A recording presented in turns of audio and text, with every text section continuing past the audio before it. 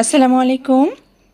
সকালবেলা বাচ্চাদেরকে স্কুলে দিব, তো তার জন্য টিফিন রেডি করে নিচ্ছি। আজ ভেবেছিলাম যে সুভার বাবাই সম্ভবত ওদেরকে স্কুলে নিয়ে যাবে, কিন্তু না, সে আজ যেতে পারছে না। আমি যখনও টিফিনটা রেডি করি তখনও জানি না যে আমি যাব। তো যাই হোক, ঝটপট করে কিন্তু টিফিনটা রেডি করছি, আর এরপরে কিন্তু আমিও রেডি হয়ে গিয়েছিলাম। টিফিনে দিচ্ছি চিকেন বল দিয়ে, একটা ডিম দিয়ে নুডলস রান্না করে দিচ্ছি। আর বাচ্চারা সাধারণত দেখা যায় কি যে এখন ওরা দিন দিন বড় হচ্ছে, ওদেরও টেস্টের অনেক বেশি ভিন্নতা আসছে। কিছুদিন আগে দেখা যেত কি যে আমি যেভাবে করে দিতাম, আমি যেভাবে পছন্দ করি সেভাবেই ওরা খেয়েছে, কিন্তু এখন ওরা ওদের কাস্টমাইজ ইচ্ছাটাই আমাকে করে দিতে হয়।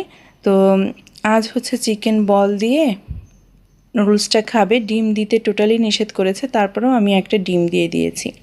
এই তো প্রায় রান্না শেষ হয়ে গেছে, এখন আমি নেড়েচেড়ে জাস্ট চুলাটাকে অফ করে তারপরে ওদের বক্সে করে নামিয়ে নিব। স্কুলের জন্য টিফিন তো রেডি করে নিয়েছি, আমি 2টা বক্সে উঠিয়ে নিয়েছি ওদের জন্য। আর এখন একটু ওদেরকে খাইয়ে স্কুলে পাঠাবো, এজন্য একটা হাফ প্লেটে আবারও কিছুটা নুডলস আমি নামিয়ে দিয়েছি। কিন্তু ওরা যে এত বেশি খারাপ নুডলসটা খায়নি, শুধু চিকেন বলগুলো বেছে বেছে খেয়ে গেছে। তো ওদেরকে স্কুলে দিয়ে আমি একটা রিক্সা নিয়ে একাই চলে এসেছি লেকে, রবীন্দ্র সরোবরে। তো চিন্তা করছি যে অনেক দিনই তো আমার এই সুগারটা দেখা হয় না, মাপা হয় না, তো আজ একটু দেখে যাই, যেহেতু না খাওয়া পেটেই এসেছি।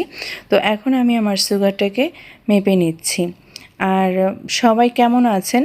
আশা রাখছি কাছে বা দূরে যেখান থেকে বসে নতুন আজকের এই ডেইলি ব্লগটি দেখছেন, সবাই আলহামদুলিল্লাহ ভালো আছেন, আর আমরাও আলহামদুলিল্লাহ বেশ ভালো আছি। যারা ব্লগটা দেখা শুরু করেছেন, আজকের ব্লগের কোথাও কোনো অংশ ভালো লেগে গেলে প্লিজ মনে করে একটা লাইক দিয়ে দিবেন। আপনারা অনেক আপুরাই আছেন লাইকটা দিতে চান না, আপনাদের একটা লাইকই কিন্তু আমার এই ব্লগের জন্য শেয়ারের কাজ করবে। তো 8.8 এসেছে, আপনারা দেখেছেন নিশ্চয়ই। এখন আমি একটু একা একা হাঁটবো। আজকের সকালটা যে আমার এত বেশি প্রশান্তিময় মনে হচ্ছে, আর সত্যি ওয়েদারটা এত চমৎকার ছিল, খুবই ভালো লাগছে নিজের কাছে। আর যতই দিন যাচ্ছে ততই আমার কাছে মনে হচ্ছে যে একাকিত্ব কোনো বিরক্তিকর নয়, বরং শান্তিপূর্ণ একটা জিনিস। একাকিত্বকে উপভোগ করতে পারলে কিন্তু অনেক কিছু অর্জন করা যায় লাইফে, সেটাও ধীরে ধীরে বুঝতে পারছি। তো আমার কাছে এত বেশি ভালো লাগছে শান্ত লেকের পানি, গাছের ছায়া, আবার গাছের ফাঁকে রোদের এই ঝিলিমিলি রোদটা, একটু হালকা হালকা কুয়াশাবচ্ছন্ন যে অবয়বটা, মানে দেখে অনেক বেশি শান্তি শান্তি লাগছে।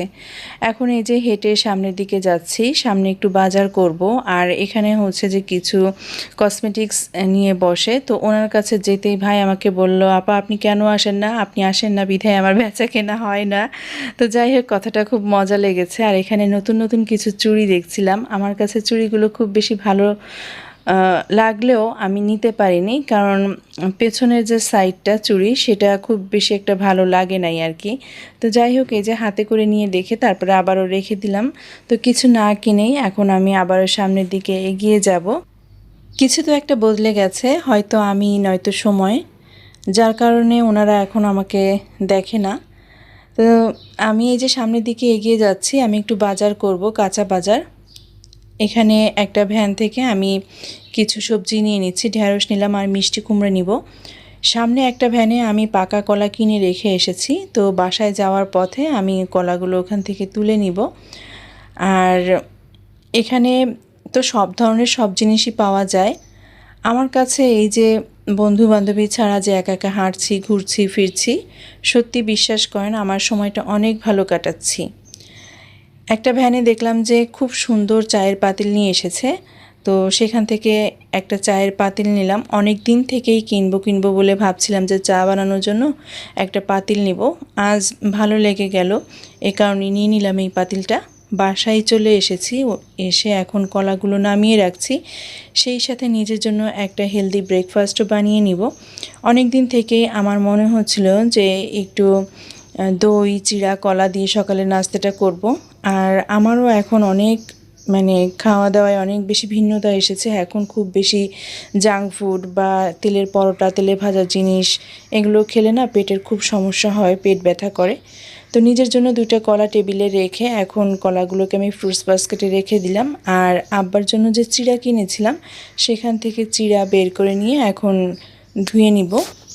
আচ্ছা, যে সমস্ত আন্টি এবং আপুরা আজ প্রথমবারের মতো আমার এই চ্যানেলটি ভিজিট করছেন আর এই ধরনের ডেইলি লাইফস্টাইল ব্লগ যদি আপনাদের কাছে ভালো লেগে যায় আর আমার চ্যানেলটি যদি এখনও সাবস্ক্রাইব না করে থাকেন, তো অনুরোধ করব যে আপনারা আমাকে সাপোর্ট করতে পারেন আমার চ্যানেলটিকে সাবস্ক্রাইব করে। পাশে থাকা বেল আইকনের অল অপশনটি সিলেক্ট করে দিতে হবে। নোটিফিকেশনে নিত্য নতুন লাইফস্টাইল ব্লগ, ফ্যামিলি ব্লগগুলো পৌঁছে যাবে। আপনি আপনার সুবিধা মতো সময় সেটা দেখে নিতে পারবেন। এই যে আমি একাকী থাকি, একাকী ঘুরছি, বাজার করছি, ফিরছি, বাসায় এসেও একাকী। যদিও বা আপনাদের ভাইয়া পাশের রুমে ঘুমিয়ে আছে, এখন তাকে ডিস্টার্ব করা যাবে না, তো সে ঘুমোচ্ছে আর আমি কিন্তু আমার মতো একা একা সংসারের সব কাজগুলো করছি, খাচ্ছি। তো এটা আমার কাছে এক ধরনের ভালো লাগা মনে হয়। একাকিত্ব কিন্তু কোনো অসহায়ত্ব বা কোনো দুর্বলতা বা কোনো অভিশাপ নয়।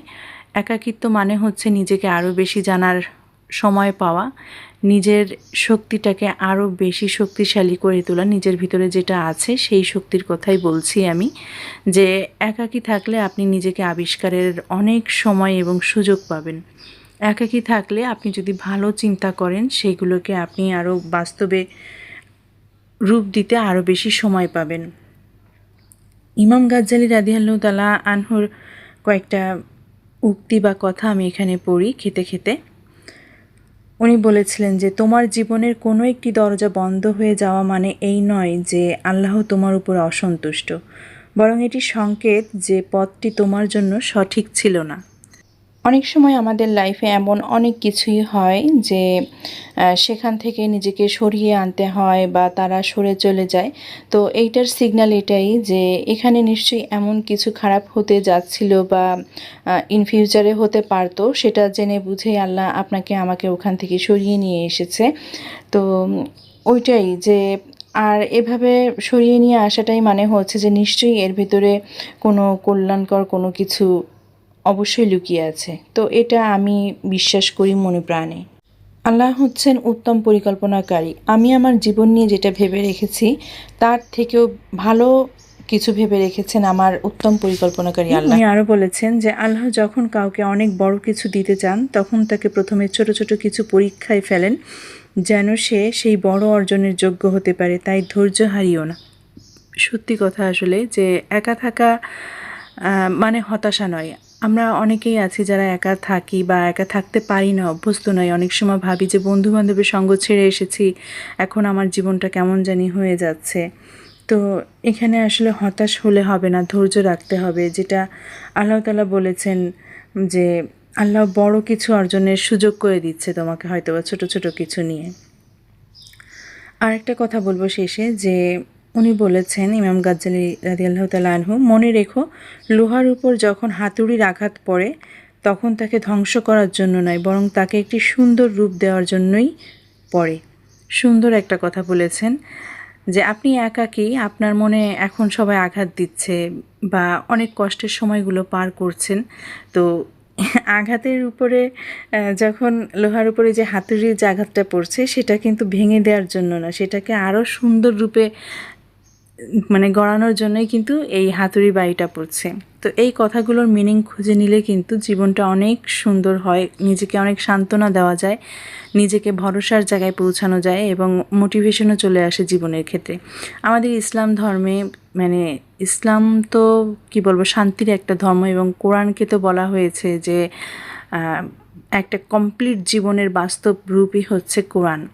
তো সত্যি আসলে যারা মেনে চলতে পারেন তাদের জন্য কিন্তু কোরআনের আলোকে জীবন অনেক সহজ। অনেক কথা বলে ফেললাম। আমি আসলে সকালবেলার খুব হেলদি নাস্তাটা খেয়ে পেটটা ঠান্ডা ঠান্ডা মনে হচ্ছিল।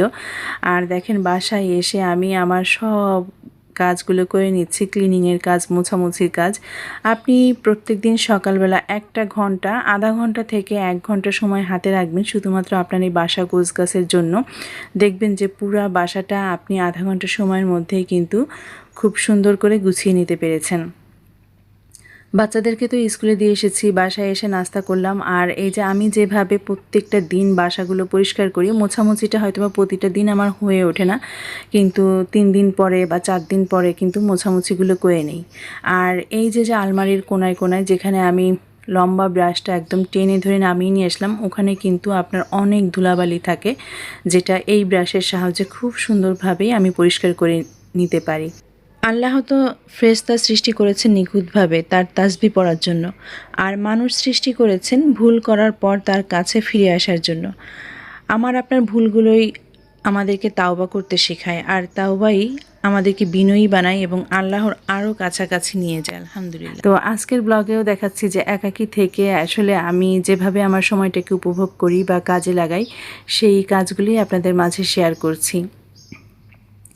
তো এই যে এই পাশে তো শোকেস মুছে নিয়েছি, তারপরে বুক শেলফ, তারপরে বাচ্চাদের রুমটাও আমি গুছিয়ে নিয়েছি। সব কিছুই আমার মোছামুছি বা গোছগাছের কাজ শেষ। এখন একটু রান্নাঘরে যাব। রান্নাঘরে একটা ব্রাশ কিনেছিলাম। আমি যে কত ধরনের ব্রাশ কিনি কত কিছু পরিষ্কার করার জন্য, তো এখন এই কলটাকে একটু মেজে ঘষে আমি পরিষ্কার করে নিচ্ছি। আর গতদিন বলেছিলাম যে নতুন নতুন যে জিনিস কিনেছি কোনটা কোথায় রেখেছি সেগুলো আপনাদের মাঝে আজ দেখাবো বা শেয়ার করব। আর এই কয়েকটা দিন আমি এত বেশি ক্লিনিংয়ের কাজ করেছি, আমার বাসার পুরো কিচেনটাকেও কিন্তু আমি অফ ক্যামেরায় সব পরিষ্কার পরিচ্ছন্ন করে গুছিয়ে নিয়েছি, কিন্তু সেগুলো আর ভিডিও করিনি। ভিডিও করতে গেলে না অনেক বেশি লেট হয়ে যায়। দেখা যায় যে বাচ্চাদের একটু সময় মতো খাবার দিব বা নিজের কাজেও অনেক বেশি পেছনে পড়ে থাকতে হয়, আবার ওদেরকে টাইম মতো পড়ালেখা করানো, কোচিংয়ে নিয়ে যাওয়া আসা, মানে সময়ের সাথে সব কমপ্লিট করা যায় না দেখে আসলে নিজের ভিডিওর যে কাজটা থাকে সেটাকে আমি স্কিপ করে গেছি। তো এই যে দেখেন বাচ্চাদের রুমে আবারও চলে এসেছি। ওদের যে পড়ার ডেস্কটা থাকে, তো তার একটা পোর্শনে সুভা এইভাবে তার সব কিছু গুছিয়ে রাখে। এখন আসলে ড্রেসিং টেবিলের মধ্যে একটা ড্রেসিং টেবিলে মা মেয়ের সব কিছু ধরে না দেখে আসলে সুভাকে কিছু কিছু অংশ আবার এখানে রাখতে বলি, তো ওর 2টা ঝুড়ি সুন্দর করে গুছিয়ে নিয়েছে। আর এখন চলে এসেছি আমি আমার রুমে। তো প্রতিদিনই আমি যে কাজটা করি, একটু সুযোগ থাকলে বা সময়টা যদি হাতে পাই তাহলে আমি এভাবে পর্দাগুলো ঝেড়ে নেই। প্রতিদিন না পারলেও 2 দিন 3 দিন পরে এভাবে পর্দাটা ঝেড়ে নেবেন, তাহলে দেখবেন যে পর্দাগুলোও কিন্তু বেশ ক্লিন থাকে, আর এভাবে পর্দাগুলো অনেক দিন ব্যবহার করা যায়। এখন হচ্ছে যে আমার বেডের উপরে যে ওয়াল হ্যাঙ্গিংগুলো থাকে সেগুলো আমি ওই ব্রাশটা দিয়ে একটু ভালো করে ক্লিন করে নিচ্ছি। আর এই যে ব্রাশটা দিয়ে আমি ক্লিন করে নিচ্ছি, এটা আরএফএল বেস্ট বাইট থেকে কেনা, 185 বা 80 টাকার মতো দাম, 85 মেবি। খুবই কাজের একটা ব্রাশ কিনেছিলাম আমি। আর 2টা পিলো কাভার কিনেছিলাম, সেই পিলো কাভার 2টা আজ আমি চেঞ্জ করে দিচ্ছি। এই কাভার 2টা আমি অনেক দিন ইউজ করলাম, এগুলোর কালার এখন একদম ফেড হয়ে মনে হয় যেন ময়লা হয়ে থাকে, আসলে ওটা কালারটাই এমন হয়ে গেছে। তো আজ হচ্ছে আমি চেঞ্জ করে দিচ্ছি। আসলে সলিড কালার বা এক কালারের ভেতরে কোনো পিলো কাভার আমি পাইনি, ওটা অর্ডার দিয়ে বানিয়ে নিতে হয়, আর হাতে এত বেশি সময় ছিল না, তো যার কারণে কিন্তু আমি কিনে নিয়ে এসেছি। আর এই 2টা বালিশের কাভার আমার কাছ থেকে নিয়েছিল 500 টাকা। কাপড়টা খুব ভালো, হোম টেক্সটাইল কাপড়, খুবই ভালো কাপড় আর কি। তো এই যে বিছানাটাকেও আমি গুছিয়ে নিয়েছি। এখন বালিশগুলো দিয়ে যেভাবে আমি বিছানাটাকে সাজিয়ে রাখি সেইভাবেই আমি সাজিয়ে রাখছি। আজকের ব্লগে কিন্তু কোনো রান্না বান্না নাই, কোনো অন্য কোনো খাওয়া দাওয়া নাই। তো শুধুমাত্র সকালবেলা আমি যে কাজগুলো করে থাকি সেই কাজগুলোই আপনাদের মাঝে নিয়ে এসেছি। প্রতিদিন সকালবেলায় এই কাজগুলো করি, তারপর সারাদিনের একটা ব্লগ শেয়ার করি, দুপুরের রান্না, বিকালের নাস্তা, নানান ধরনের কাজ দিয়ে অনেক বড় ব্লগ বানাই। তারপর দেখেন যে সকালের কাজ কিন্তু কোনো অংশে কম থাকে না। তো আমাদেরকেই কিন্তু এই কাজগুলো একদম রুটিন মাফিক নিয়ম মেনে সব কিছু পরিষ্কার পরিচ্ছন্ন করে টিপটপ করে গুছিয়ে গাছিয়ে রাখতে হয়, এবং সেটা খুব হাতে কম সময় নিয়েই আমরা এই কাজগুলো প্রতিদিন করে থাকি। এই তো শেষ হয়ে গেছে। আর এখন এই যে ওয়ার্ড্রপটা থাকে একটু ঝেড়ে নিচ্ছি। এভাবে আগলা ধুলোবালি যদি একটু ঝেড়ে ঝুড়ে নিই তাহলে কিন্তু সব কিছুই ক্লিন থাকে। তো ঝাড়তে গিয়ে আবার 3টা এগুলো হচ্ছে আতরের ছোট ছোট বোতল পড়ে গেল, সেগুলো আবার গুছিয়ে নিয়েছি। আর ওই যে বললাম না কিচেন পরিষ্কার করেছি, তো কত কিছু যে ধুয়ে পরিষ্কার করে নিয়েছি, সেগুলো আবার শুকিয়ে গেছে, এগুলো উঠাতে হবে। তো তার ভিতরে এই কাচের জারগুলো ছিল। আর নতুন যে আমি চায়ের পাতিলটা কিনে এনেছি সেটা আপনাদেরকে দেখাচ্ছি। এখন এই চায়ের পাতিলে আমি একটু পানি ফুটিয়ে কফি বানিয়ে খাবো। তো আমার কাছে খুব ভালো লেগেছে, খুব মজবুত কিন্তু স্টিলটা, মোটা। তবে হ্যান্ডেলের যে কালারটা না, এটা অরেঞ্জ কালার আমার খুব বেশি পছন্দ হয়নি। তো দেখেন এখানে যে কোনো পাত্র লেবেল লাগানো থাকলে হালকা গরমে এটা তুলে ফেলতে হবে, আমি তাই করলাম। আর পানিটা ফুটে গেছে, এখন আমি একটা মিক্স কফি, রেডিমেড কফি আমি ঢেলে নিচ্ছি।